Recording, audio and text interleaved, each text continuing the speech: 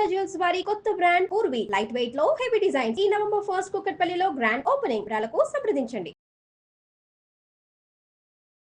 నమస్తే, మీరు చూస్తున్న సుమన్ టీవీ. నేను మీ కీర్తి. కార్తీక మాసం అంతా కూడా పుణ్యం సంపాదించుకునే మాసం అంటూ ఉంటాం కదా. మరి ఏ రోజు ఏ ద్రవ్యాలతో శివయ్యకి అభిషేకం చేస్తే, పూజ చేస్తే ఎలాంటి పుణ్యఫలం వస్తుంది మనకు తెలియజేయడానికి మనతో పాటు ప్రముఖ ఆస్ట్రాలజర్ బ్రహ్మశ్రీ నందిబట్ల శ్రీహరి శర్మ గురుగారు ఉన్నారు. నమస్తే గురుగారు. వాగర్థావివ సంపృక్తౌ వాగర్థ ప్రతిపత్తయే జగతః పితరౌ వందే పార్వతీ పరమేశ్వరౌ ఆదిత్యాయ చ సోమాయ మంగళాయ బుధాయ చ గురు శుక్ర శనిభ్యశ్చ రాహవే కేతవే నమః. శృంగేరి జగద్గురు పీఠాధిపతులకి, కంచి పీఠాధిపతులకి నమస్కారములు తెలియజేసుకుంటూ కార్యక్రమాన్ని ప్రారంభిద్దాం.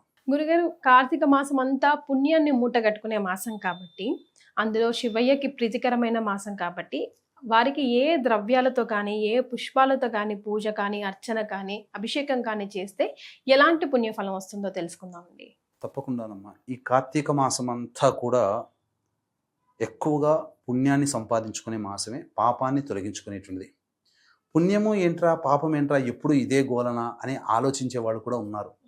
ఈ రోజున మనం సమస్యలు అనుభవిస్తున్నాము అనంటే అనేక జన్మలలో మనం చేసినటువంటి పాపాలని ఈ జన్మలలో మనం అనుభవించడానికి గ్రహాలు ఒక స్థితిగతుల్లో ఉన్నప్పుడు ఆ గ్రహాలు పాప ఫలితాన్ని ఇచ్చే సందర్భంగా మనం జన్మిస్తాం. కాబట్టి ఆ గ్రహాల యొక్క పాప ఫలితాన్ని కూడా రూపుమాపే శక్తి ఈ కార్తీక మాసంలో నియమాలు పాటించే వ్యక్తికి కలుగుతాయి. కాబట్టి కార్తీక మాసం అంతా కూడా చెప్పబడినటువంటిది దీపదానము, దీప ఆరాధన అంటే దీపాన్ని వెలిగించడం, వెలిగించిన దీపాన్ని దానం చేయడం, సాలగ్రామ దానం విశేషంగా చెప్పబడింది, ఉసిరిక దానం కూడా చెప్పబడింది. ఇవి 4 కూడా మానవుడు యథావిధిగా చేయాలి. అసలు ప్రధానంగా వివాహం కావలసినటువంటి అబ్బాయిలు అమ్మాయిలు ఉన్నారనుకోండి, వాళ్ళు పటిక బెల్లం అంటారు, మిశ్రి అంటారు, నవబోద్గడ్డ అని అనేక ప్రాంతాల్లో పిలుస్తారు. దాన్ని చిత్తకొట్టి పిండిగా చేసి ఆ పిండిని శుద్ధమైన జలంలో వేసి ఆ జలముతో ఈశ్వరునికి అభిషేకము జరిపించి గన్నేరు పుష్పాలతో మల్లెపూలతో ఎవరైతే ఈశ్వరుని అర్చిస్తారో వాళ్ళకి అభీష్టమైనటువంటి కోరుకున్న జీవిత భాగస్వామి లభిస్తాడు. ఇక దీర్ఘాయువుని కోరుకునేటువంటి వాళ్ళు పరమేశ్వరుణ్ణి ఎర్ర జిల్లేడు పుష్పాలతో పూజించాలి. ఉద్యోగము కావాలనుకునేటువంటి వాళ్ళు చెరుకు రసాన్ని ఈశ్వరుడికి అభిషేకం జరిపించి తెల్ల జిల్లేడు పుష్పాలతో ఈశ్వరుని అర్చించాలి. ఇది ఇక చాలా సందర్భాల్లో చెరుకు రసం దొరకకపోవచ్చు, బెల్లము చెరుకు తర్వాత వచ్చేది కదా, ఆ బెల్లాన్ని నీటిలో కరిగించి ఆ నీటితో అభిషేకం చేసిన, చెరుకు రసంతో అభిషేకం చేసిన ఫలితం. ఇక ప్రధానంగా పరమేశ్వరుడికి అమృతం అనేటువంటిది దేవతలు కదా, అమృతం అంటే ఇష్టం. ఈ లోకంలో అమృతం అంటే ఏంటి? ఆవు పాలు, ఆవు నెయ్యి, తేనె, ఈ 3 కలిపితే అమృతం. ఈ 3టితో అభిషేకం చేసినట్లయితే దివ్యమైనటువంటి దేహం అంటే ఏంటి? జరామరణం వలనగా అనారోగ్య సమస్యలు లేనటువంటి శరీరాన్ని మనం పొందవచ్చు. ఇక విష్ణు భగవానుడికి అవిసె పూలతో కనుక అర్చన చేసినట్లయితే, లేదా అవిసె పూలని అంటే ఇప్పుడు మనం తింటున్నాం డ్రై ఫ్రూట్స్లో భాగంగా ఒమేగా ఫ్యాటీ 3 యాసిడ్స్ ఉంటాయని చెప్పి అవిసె గింజలు అని అంటారు కదా, ఆ అవిసె గింజలు రాకముందు వచ్చే పూలు, ఆ అవిసె పూలని మాలగా మనం వేసుకొని ఎవరైతే విష్ణువుకి వేస్తారో వారికి స్వర్గాధిపత్యం కలుగుతుందని మనం ముందు వేసుకొని తర్వాత స్వామివారికి అర్పించాలి. స్వర్గాధిపత్యం అంటే ఏంటి? అక్కడ స్వర్గంలో ఉండే మనుషులకి ఏంటి? ఆకలి దప్పికలు ఉండవు, రోగాలు ఉండవు, ఎప్పుడు ఆనందంగా సుఖభోగాలు అవే మనకు కలుగుతాయి. ఇంతకన్నా మానవుడికి ఇంకేం కోరుకోవాలి? స్వర్గమే మనం వెళ్ళాల్సిన అవసరం లేదు, ఇక్కడ ఉండి కూడా ఆనందంగా పొందేటువంటి విధానం కలుగుతుంది. ఇక ఏ వ్యక్తి అయితే విష్ణువుని తామర పుష్పాలతో పూజిస్తాడో నిరంతరం ఈ మాసమంతా వీలు కుదిరినప్పుడల్లా లక్ష్మీ ప్రాప్తి కలుగుతుంది. ఇక ఏ వ్యక్తి అయితే తులసి, జాజి, మారేడు దళాలతో గనక విష్ణువుని అర్చిస్తే అసలు మోక్షప్రదాత, మరుజన్మ అంటూ ఉండదు. అంతేకాకుండా ఇక్కడ ఏ వ్యక్తి అయితే ఉసిరి చెట్టు కింద ఉండి సాలగ్రామ అర్చన, శివార్చన చేసి ఆ 2 దానం చేసి ఉసిరికలను కూడా దానం చేస్తాడో సమస్త వాంఛితార్థములు నెరవేరుతాయి. పండ్లు దానం చేసినట్లయితే మనోభీష్టం నెరవేరుతుంది. ఏ వ్యక్తి అయితే విష్ణు ఆలయంలో మామిడాకుల తోరణం కడతాడో, ఏ వ్యక్తి అయితే పువ్వులు మరియు అరటి స్తంభాలతో మంటపాన్ని ఏర్పాటు చేసి విష్ణువుకి సాష్టాంగ నమస్కారం చేస్తాడో ఆ వ్యక్తికి 10,000 అశ్వమేధ యాగాలు చేసినటువంటి ఫలితం. అంటే కలియుగంలో అశ్వమేధ యాగం లేదు, కానీ ఆ కాలంలో పోయిన గత యుగాలలో అశ్వమేధ యాగాలు చేస్తే ఎంత పుణ్యమో అంత పుణ్యం ఆ యొక్క సందర్భంగా కలుగుతుంది. అంతేకాకుండా స్నానం చేసినటువంటి వ్యక్తులు తడి బట్టలు కట్టుకుంటారు కదా, అప్పుడే మనం వెళ్ళి పొడి బట్టను కనుక దానం చేస్తే అశ్వమేధ యాగ ఫలితం కూడా కలుగుతుంది. ఇది మనకు శాస్త్రంలో చెప్పబడి ఉందమ్మా. అంతేకాకుండా ఏ స్త్రీ అయితే బృందావనం అంటే తులసి చెట్టుని చక్కగా ఆవు పేడ, ఇప్పుడు వచ్చే చైనా పేడ కాదు, ఆవు పేడతో అలికి శంకు చక్రాలు వేసి ఇటుపక్క అటుపక్క మధ్యలో స్వస్తిక్ వేసి అష్టదళ పద్మం వేసి ఆ యొక్క శంకు చక్రాలని స్వస్తిక్ని అష్టదళ పద్మాన్ని గంధ పుష్ప అక్షరతలతో నింపి మధ్యలో ఆ యొక్క అష్టదళ మధ్యంలో దీపము పెట్టి 3 ఒత్తులు వెలిగించి ఏ మహిళ అయితే యువతి అయినా స్త్రీ అయినా మహిళ అయినా పూర్వ సువాసినైనా చేస్తారో, మామూలుగా స్త్రీ చేస్తే దీర్ఘ సౌమంగళత కలుగుతుంది, పూర్వ సువాసులు చేస్తే వచ్చే జన్మలో ఎక్కువ సౌభాగ్యంతో కూడుకున్నటువంటి జీవనం, ఏ యువతి అయితే చేస్తుందో చక్కటి జీవిత భాగస్వామి ఆ విష్ణు అనుగ్రహం వల్ల సాక్షాత్తు నారాయణ స్వరూపమే లభిస్తాడు. ఇలా మనకు శాస్త్రంలో చెప్పబడి ఉంది.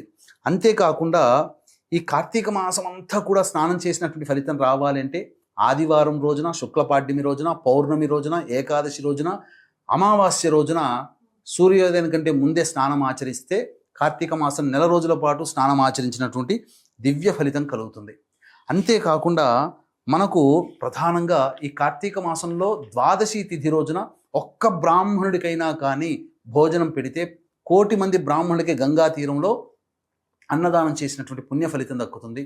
అంతేకాకుండా వీక్షించేటువంటి ప్రేక్షకులు కూడా ఈ యొక్క కార్తీక పౌర్ణమి 5వ తారీఖు, 6వ తారీఖు రోజున మహాప్రత్యేక పద్మక యోగం ఉంది. ఆ రోజున మధ్యాహ్నం 3 గంటలకి మహిమాన్విత కాశీక్షేత్రంలో మీ జాతకరీత్యా కలుగు విద్య, వివాహ, ఉద్యోగ, దాంపత్య, అనారోగ్య సమస్యల నివారణకి శని ప్రభావం ఉన్నటువంటి మేష, మిథున, కర్కాటక, సింహ, కన్య, వృశ్చిక, ధనస్సు, కుంభమీన రాశిలో జన్మించినటువంటి వారికి ఈ నవంబర్, అక్టోబర్ మాసంలో రవి, శుక్ర, బుధ, గురుగ్రహాలు మారిన కారణం చేత 12 రాశుల వారికి కూడాను ఇబ్బంది, సమస్యలు ఉంటాయి. కావున ఇట్టి సమస్యల నివారణకి సర్వదోష నివారణ పూజలు, హోమాలు జరిపించి శక్తిపాతము చేసినటువంటి కరుంగలి మాల ఇవ్వడం జరుగుతుంది. మధ్యాహ్నం 6వ తారీఖు మధ్యాహ్నం 2 గంటల లోపల మీ గోత్రనామాదులు నమోదు చేసుకోవడం కోసం స్క్రీన్ పైన కనిపిస్తున్న నెంబర్కి సంప్రదించండి. అలాగే ఈ కార్తీక శుద్ధ ద్వాదశి రోజున బంగారు తులసి చెట్టుని దానం చేయమన్నారు. మరి ఈ రోజుల్లో బంగారం తులసి చెట్టు అంటే గ్రాము 15,000 కూర్చుంది. కాబట్టి అందరికీ ఈ అవకాశం ఉంటుందా? కాకపోతే శక్తి ఉన్నవాళ్ళు ఏంటనంటే దాని బదులుగా ఒక 1/4 గ్రాము లేదా 1/4 గ్రాములో సగమైనా కానీ చేస్తే ఒక సన్నని రేకు వస్తుంది కదా, ఆ రేకు మీద తులసి వృక్షాన్ని ముద్రించండి. జ్యువెలరీ షాప్లోకి వెళ్తే దొరుకుతాయి, పెడతారు. ఒక 2,000, 3,000 పెడితే అది వస్తుంది. దానిని సమంత్రకంగా వస్త్ర సహితంగా, స్వయంపాక సహితంగా బ్రాహ్మడికి ద్వాదశి రోజున దానం చేయండి. అనంతమైనటువంటి పుణ్య ఫలితం అనేటువంటిది లభిస్తుంది. అంతేకాకుండా ఎలాంటి పుణ్య ఫలితం ఉందంటే, మనం పూజ హోమం అయిన తర్వాత చతుస్సాగర పర్యంతం అని చెప్తాం కదా, ఆ 4 సముద్రముల మధ్యలో ఉన్నటువంటి భూమండలాన్ని దానం చేసినటువంటి పుణ్య ఫలితం ఆ ఒక్క బంగారు తులసిని దానం చేయడం వల్ల కలుగుతుంది. అది ఇక ప్రధానంగా చెప్పబడినటువంటిది ఏంటంటే, ఈ యొక్క కార్తీక శుద్ధ ద్వాదశి రోజున దూడతో ఉన్నటువంటి ఆవుని దానం చేయమన్నారు. దీనివల్ల ఆవుకి ఎన్ని రోమములు అంటే ఎన్ని వెంట్రుకలు ఉంటాయో అన్ని రోజులు మన మరణ తదనంతరం స్వర్గంలో ఉండేటువంటి అధికారం మనకు కలుగుతుంది. కార్తీక పౌర్ణమి రోజున దీపదానం చేయాలి, సాలగ్రామ దానం చేయాలి, అలాగే ఈ సంబంధించినటువంటి ఉసిరిక దానం చేయాలి. ఈ కార్తీక పౌర్ణమి రోజున ఆవుకి, ఎద్దుకి పూజ చేసి వృషోత్సర్జనం అనేటువంటిది ఆవుకి చేసి వదిలిపెడితే పితృదేవతలందరూ కూడాను సంతోషిస్తారు. అంతేకాకుండా గోపాష్టమి అయినటువంటి 31వ తారీఖు రోజున ఈ సంబంధించినటువంటి గోవుని ఆరాధన చేయాలి. ఆ రోజున కార్తవీర్యార్జున జయంతి. రుణబాకీలు, కోల్పోయిన వ్యక్తులు, కోల్పోయిన ధనము, వస్తువులు, కోల్పోయిన ఉద్యోగం లభించాలి అని అంటే ఆ రోజున కార్తవీర్యార్జున స్తోత్ర పారాయణం 108 సార్లు, ఓం సుమంతో సుమంతో కార్తవీర్యార్జునాయ నమః అంటూ 1008 సార్లు ఇలా పఠించడం చాలా గొప్పదైనటువంటి ఫలితం కలుగుతుంది. అంతేకాకుండా ఈ రోజున ఉసిరిక అనేటువంటి గోపాష్టమి కదా, అలాగే 30వ తారీఖు రోజున అయింది. ఈ రోజున కోటి సోమవారం కూడా అయింది. కాబట్టి ఈ రోజున ఎవరైతే ఉపవాస నియమాన్ని, దానాన్ని చేస్తారో కోటి సోమవారాలు ఉపవాసం ఉన్న ఫలితం, కోటి సోమవారాలలో దానం చేసిన పుణ్య ఫలితం పొందుతారు. 31వ తారీఖు రోజున ఈ యొక్క అక్షయ నవమి. మనకందరికీ అక్షయ తృతీయ తెలుసు. అక్షయ తృతీయకి ఎంత ఫలితం ఉంటుందో అక్షయ నవమి కూడా అంతే ఫలితం ఉంటుంది. ఈ కారణం చేత దానములు ఏమి చేసినా అక్షయములు అవుతాయి. ఈ రోజున ప్రధానంగా ఉసిరిక వృక్షాన్ని నాటాలి. ఉసిరిక చెట్టు దగ్గర ఉసిరికలని అనగా ఉసిరికాయల్ని, సాలగ్రామాన్ని, శివలింగాన్ని ఉసిరికలతో పూజించి అర్చించి ఉసిరికల్ని అలాగే శివలింగాన్ని, సాలగ్రామాన్ని బ్రాహ్మణుడికి దానం చేసి సహపంక్తి భోజనం ఆ రోజున చేయాలి. తద్వారా మానవుడికి సకల అభీష్టాలు నెరవేరుతాయని చెప్పవచ్చు. అంతేకాకుండా ప్రధానంగా ఈ కార్తీక శుద్ధ చతుర్దశి 4వ తారీఖు అయింది. ఈ రోజున విష్ణు భగవానుడికి పరమేశ్వరుడు సుదర్శన చక్రాన్ని కాశీలో ఇవ్వడం జరిగింది. కాబట్టి ఈ రోజున ఎవరైతే తిలలు దానం చేస్తారో ఆ తిలలు దానం చేసిన వ్యక్తికి సంబంధించిన పితృదేవతలే కాకుండా పితృలోకములో ఉన్న వాళ్ళందరూ కూడా సంతోషిస్తారట ఈ రోజున చేసేటువంటిది. కాబట్టి ప్రధానంగా ఈ రోజుల కార్తీక మాసంలో కనీసం ఒక్కసారైనా కానీ విష్ణు దేవాలయాన్ని సందర్శనం చేసుకొని విష్ణువుకి నమస్కారం చేసుకొని రమ్మని మనకు శాస్త్రం చెప్పింది. కనీసం కార్తీక మాసం అంతా దీపం పెట్టే అవకాశం కొంతమందికి ఉంటుంది, అంతమందికి కూడాను లేకపోవచ్చు. అటువంటి రోజు వాళ్ళు కనీసము కార్తీక శుద్ధ ద్వాదశి, చతుర్దశి, పౌర్ణమి తిథిలలోనైనా కానీ దీపారాధన దేవాలయంలో చేయమని శాస్త్రం. అంతేకాకుండా ఇతరులు దీపం పెట్టిన తర్వాత ఆ దీపం పెట్టే విధానం చూసినా పెట్టిన వాళ్ళతో సమానమైన ఫలితం మనకు కలుగుతుందట. అలాగే ఇతరులు పెట్టిన దీపం ఆరిపోయిన తర్వాత మళ్ళీ అందులో ఒత్తి వేసి మళ్ళీ ఆజ్యం పోసి వెలిగించినటువంటి వాడికి కూడా అంతే పుణ్య ఫలితం కలుగుతుందట. కాబట్టి కార్తీక మాసంలో ఏ మంచి పని చేసినా పుణ్యమే, ఏ చెడ్డ పని చేసినా అది పాపమే ఎప్పుడైనా. కాకపోతే ఎక్కడైనా ఏ మాసంలోనే అదే. కానీ ఈ కార్తీక మాసంలో పుణ్యం చేస్తే ఎక్కువ పుణ్యము, పాపం చేస్తే ఎక్కువ పాపం. ఇలా కార్తీక మాసంలో ఇంకొక విధానం ఏం చెప్పిందే, పండ్లు దానం చేసినటువంటి వ్యక్తికి 3 రుణాలు తీరుతాయట. దేవరుణము, పితృరుణము, అలాగే సంబంధించినటువంటి ఋషి రుణం కూడా. ఈ పండ్లని ఏ పండ్లనైనా దానం చేయవచ్చు. బీజములు ఉన్నటువంటి పండ్లని దానం చేసిన వాడు ఉసిరికాయలను కనుక దానం చేస్తే కోల్పోయిన ఉద్యోగం కానీ నూతన ఉద్యోగం కానీ లభించి తీరుతుందని. అలాగే లింగ దానం చేసిన, శివలింగ దానం చేసిన, సాలగ్రామం చేసిన, దానం చేసిన సమస్త పాపములు తొలగిపోయి మరుసటి జన్మలో ధనవంతుడి ఇల్లుగా పుడతారట. అంటే గోల్డెన్ స్పూన్ వేసుకొని పుడతారని మనకు శాస్త్రం చెప్పబడింది. రుద్రాభిషేకం కూడా చాలా విశేషం. కార్తీక సోమవారాల్లో చేయవచ్చు, ఏకాదశిలో చేయవచ్చు, పౌర్ణమిలో చేయవచ్చు.